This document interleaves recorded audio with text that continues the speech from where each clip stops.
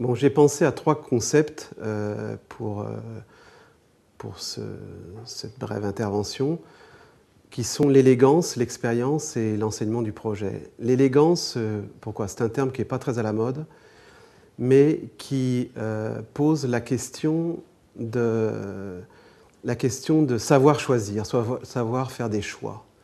Et en architecture, ça veut dire, je pense, éviter le bavardage et les choses qui sont pas essentielles.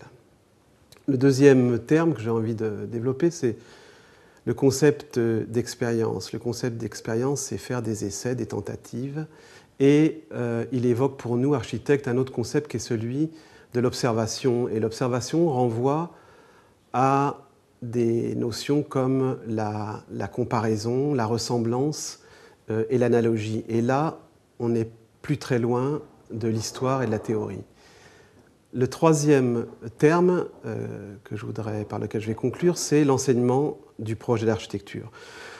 Pour moi, l'enseignement du projet d'architecture, il doit trouver un équilibre et un dosage un peu savant entre les techniques de la composition et les moyens d'exécution pratique, matérielle de l'architecture.